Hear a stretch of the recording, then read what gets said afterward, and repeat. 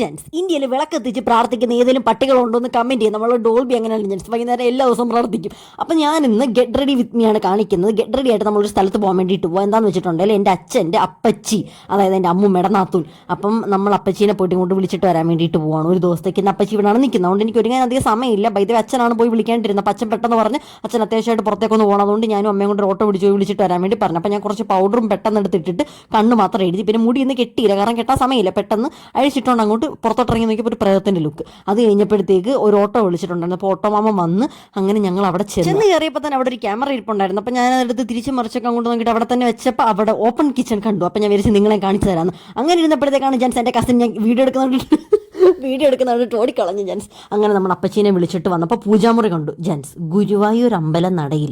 അങ്ങനെ അവിടെ തൊഴുതു നമ്മൾ നേരെ ഞാനും അമ്മയും അപ്പച്ചിയും കൂടെ ഓട്ടോ കയറി പാതിരപ്പള്ളിയിലുള്ള നമ്മുടെ വീട്ടിലേക്ക് തിരിച്ചു വരുവാണ് ജെൻസ്. So please do subscribe. By.